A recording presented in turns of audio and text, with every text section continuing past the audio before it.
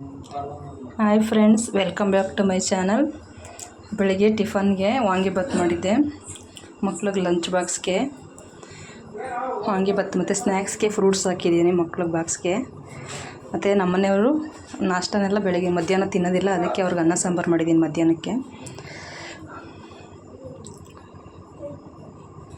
ಮತ್ತು ನಮ್ಮನೆಯವ್ರು ಸ್ಕೂಲ್ಗೆ ಹೋಗ್ತಾರಲ್ವ, ಅಲ್ಲಿ ಮಿಡ್ ಡೇ ಮೀಲ್ಸ್ ಇದೆ ಮಕ್ಕಳಿಗೆ, ಅದಕ್ಕೆ ಅಡುಗೆ ಮಾಡಲಿ ಅಂತ ಸಾಂಬಾರು ಆಗುತ್ತೆ ಅಂದ್ಬಿಟ್ಟು ಬದನೆಕಾಯಿ ಇತ್ತು ಮನೇಲಿ. ಬದನೆಕಾಯಿನ ಅವ್ರಿಗೊಂದು ಕವರ್ಗೆ ಹಾಕಿ ಅವರಿಗೆ ಕೊಟ್ಟು ಕಳಿಸ್ತಿದ್ದೀನಿ. ಮತ್ತು ಮಕ್ಕಳೆಲ್ಲ ರೆಡಿಯಾಗಿ ಕೂತಿದ್ದಾರೆ, ಬಸ್ಗೋಸ್ಕರ ವೇಟ್ ಮಾಡ್ತಿದ್ದಾರೆ.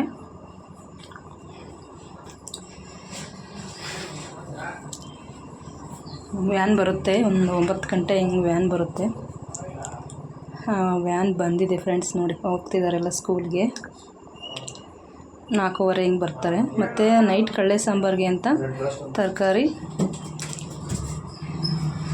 ಆಲೂಗೆಡ್ಡೆ, ಬದನೆಕಾಯಿ, ಹುಳ್ಳಿಕಾಯಿ ಮತ್ತು ಅಡ್ಲಕಾಯಿ ಎಲ್ಲನೂ ಹಚ್ಬಿಟ್ಟು ಇಟ್ಟಿದ್ದೀನಿ ಕಡಲೆ ಸಾಂಬಾರಿಗೆ. ತರಕಾರಿ ಸ್ವಲ್ಪನೇ ಹಾಕ್ಬೇಕು, ಜಾಸ್ತಿ ಹಾಕಿದ್ರೆ ಚೆನ್ನಾಗಲ್ಲ. ಮತ್ತು ನುಗ್ಗೆ ಸೊಪ್ಪನ್ನೆಲ್ಲ ಕ್ಲೀನಾಗಿ ಬಿಡಿಸ್ಕೊಂಡು ಸೋಸಿಟ್ಟಿದ್ದೀನಿ. ಸೊಪ್ಪನ್ನೆಲ್ಲ ಹಾಕ್ಬೇಕಾದ್ರೆ ತೊಳೆದು ಹಾಕಬೇಕು. ಇದು ಸಬ್ಸಿಗೆ ಕೊತ್ತಂಬರಿ ಸೊಪ್ಪು ಮತ್ತು ಸಬ್ಸಿಗೆ ಸೊಪ್ಪು ಕ್ಲೀನಾಗಿ ಸೋಸಿ ಚೆನ್ನಾಗಿ ತೊಳೆದು ಹಾಕ್ಬೇಕು ಸೊಪ್ಪುಗಳ್ನ ಇವತ್ತು. ಇದು ಮಾಮೂಲಿ ಕಡಲೆ, ಇದನ್ನು ಜಾಸ್ತಿ ಚೆನ್ನಾಗಿ ತೊಳಿಬೇಕು. ಮತ್ತು ಇದು ದಂಟದ ಸೊಪ್ಪು ಕಡಲೆ ಸಾಂಬಾರಿಗೆ. ಇದು ತರಕಾರಿ, ಕಾಯಿ, ಸ್ವಲ್ಪ ನುಗ್ಗೆ ಸೊಪ್ಪು, ಕಾಳೆಲ್ಲ ಮಿಕ್ಸ್ ಕಾಳೆಲ್ಲ ಬೆಂದಿದೆ. ಅವರೆಕಾಳು, ಕಡಲೆಕಾಳು, ಹೆಸ್ರು ಕಾಳು, ಅಲಸಂದೆ ಕಾಳು, ಬೇಳೆ ಎಲ್ಲ ಚೆನ್ನಾಗಿ ಕೂಗಿಸ್ಕೊಂಡಿದ್ದೀನಿ. ಚೆನ್ನಾಗಿ ಬೆಂದಿದೆ. ಬೆಂದಾದ್ಮೇಲೆ ಇದಕ್ಕೆ ತೊಳ್ಕೊಂಡಿರೋ ಕಡಲೆ ತರಕಾರಿನೆಲ್ಲನೂ ಹಾಕಿ 1-2 ವಿಸಲ್ ಕೂಗಿಸ್ಕೋಬೇಕು. 2 ವಿಸಲ್ ಕೂಗಿಸಿದ್ರೆ ಸಾಕು, ಬೇಯುತ್ತೆ ಚೆನ್ನಾಗಿ. ಸ್ವಲ್ಪ ಉಪ್ಪು ಹಾಕಿನೇ ಬೇಯಿಸ್ಕೋಬೇಕಾದ್ರೆ, ಆಮೇಲೆ ಉಪ್ಪು ಹಿಡಿಯಲ್ಲ. ನೆಕ್ಸ್ಟು ಸೊಪ್ಪನ್ನೆಲ್ಲ ಕ್ಲೀನಾಗಿ ತೊಳೆದು ಹಾಕಬೇಕು.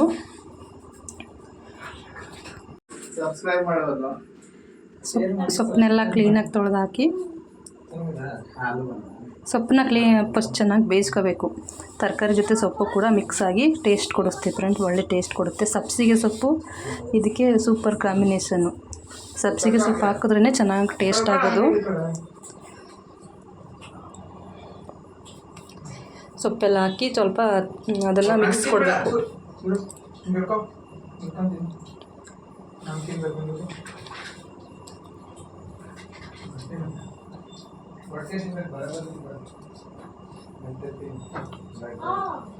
ಸೊಪ್ಪು, ತರಕಾರಿ, ಕಾಳು ಎಲ್ಲ ನೀಟಾಗಿ ಬೆಂದರೆ ಸಾಂಬಾರು ಚೆನ್ನಾಗಿ ಟೇಸ್ಟ್ ಬರುತ್ತೆ. ಕಾಳೆಲ್ಲ ನುಣ್ಣಗೆ ಬೇಯಬೇಕು.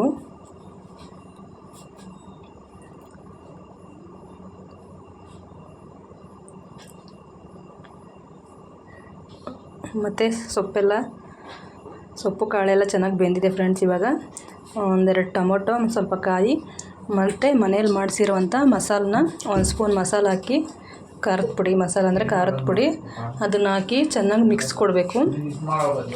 ಇನ್ನೂ ಸ್ವಲ್ಪ ಉಪ್ಪು ಬೇಕಂದರೆ ಟೇಸ್ಟ್ ನೋಡಿ ಹಾಕ್ಕೋಬೇಕು. ನೀಟಾಗೆಲ್ಲ ಜಾರಲ್ಲಿರೋದಲ್ಲ ಖಾರನೆಲ್ಲ ಕ್ಲೀನಾಗಿ ತೊಳೆದು ಹಾಕಬೇಕು. ಚೆನ್ನಾಗಿ ಮಿಕ್ಸ್ ಕೊಡಬೇಕು. ಇವಾಗ ಇನ್ನೊಂದು ಸರಿ ಬೇಯಿಸ್ಕೋಬೇಕು ಫ್ರೆಂಡ್ಸ್. ಇದನ್ನು ಖಾರ ಎಲ್ಲ ಚೆನ್ನಾಗಿ ಬೇಯಬೇಕು. ಉಪ್ಪು ಖಾರ ಎಲ್ಲ ಕಡಲೆಗೆ ಹಿಡಿಬೇಕು. ಉಪ್ಪು ಖಾರ ಎಲ್ಲ ಚೆನ್ನಾಗಿ ಕಡಲೆಗೆ ಹಿಡಿದ್ರೆ ಚೆನ್ನಾಗಿ ಟೇಸ್ಟಾಗಿರುತ್ತೆ.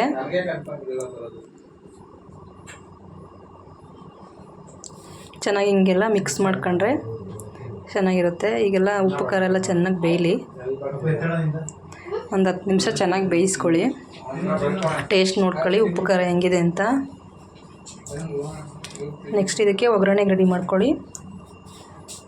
ಸಾಸಿವೆ, ಕರಿಬೇವಿನ ಸೊಪ್ಪು, ಈರುಳ್ಳಿ, ಬೆಳ್ಳುಳ್ಳಿ ಲಜ್ಜ ಹಾಕಿದ್ರೆ ಗಮ್ ಅನ್ನುತ್ತೆ ಒಗ್ಗರಣೆ.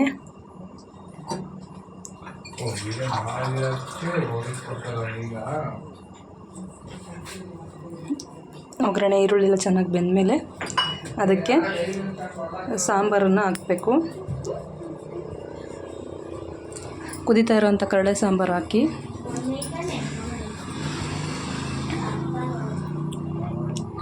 ಒಗ್ಗರಣೆ ಆದಮೇಲೆ ಫ್ರೆಂಡ್ಸ್ ಅದನ್ನು ಚೆನ್ನಾಗಿ ಮಿಕ್ಸ್ ಕೊಟ್ಟು ಲಾಸ್ಟ್ ಇನ್ನೊಂದಿದೆ. ಈ ಸಾಂಬಾರಿಗೆಲ್ಲ ಮೇನ್ ಇಂಪಾರ್ಟೆಂಟ್ ಅಂತ ಅಂದರೆ ಹಾಲು ಹಾಕಿದ್ರೇ ಈ ಸಾಂಬಾರು ಚೆನ್ನಾಗಾಗೋದು ಫ್ರೆಂಡ್ಸ್. ಅದಕ್ಕೆ 1 ಲೀಟ್ರ್ ಹಾಲು ತರಿಸ್ಬಿಟ್ಟಿದ್ದೀನಿ. ಸ್ವಲ್ಪ ಒಂದು ದೊಡ್ಡ ಲೋಟದಷ್ಟು ಹಾಲು ಹಾಕ್ತೀನಿ. ಹಾಲು ಹಾಕಿದ್ರೆ ತುಂಬ ಟೇಸ್ಟಾಗಿರುತ್ತೆ ಇದು. ಹಾಲು ಹಾಕಿಲ್ಲ ಅಂದರೆ ಟೇಸ್ಟ್ ಇರೋಲ್ಲ ಅಷ್ಟು. ನೋಡಿ, ಇಷ್ಟು ಕನ್ಸಿಸ್ಟೆನ್ಸಿ ಇದ್ದರೆ ಸಾಕು ಫ್ರೆಂಡ್ಸ್. ಇವಾಗ ಚೆನ್ನಾಗಿ ಕುದಿಬೇಕಿದು. ಚೆನ್ನಾಗಿ ಕುದ್ರೆ ತುಂಬ ಚೆನ್ನಾಗಿ ಟೇಸ್ಟಾಗಿರುತ್ತೆ. ಕಡಲೆ ಸಾಂಬಾರು ಯಾವತ್ತೂ ಮಾಡಿಲ್ಲ ಅಂದರೂ ನೋಡ್ಕೊಳ್ಳಿ, ಈ ವಿಡಿಯೋ ನೋಡ್ಕೊಂಡು ನೀವು ಮನೇಲಿ ಮಾಡಿ ಟ್ರೈ ಮಾಡಿ. ಕಡಲೆ ತಿಂದರೆ ತುಂಬ ಒಳ್ಳೆಯದು ಆರೋಗ್ಯಕ್ಕೆ. ನನ್ನ ಮಗ ನೋಡಿ ತಿಂತಾಯಿದ್ದಾನೆ ಸಾಂಬಾರು ಚೆನ್ನಾಗಿದೆ ಅಂತ. ಓಕೆ ಫ್ರೆಂಡ್ಸ್, ನಮ್ಮ ವಿಡಿಯೋ ನೋಡಿ ಲೈಕ್ ಮಾಡಿ, ಶೇರ್ ಮಾಡಿ, ಸಬ್ಸ್ಕ್ರೈಬ್ ಮಾಡಿ. Thank you friends.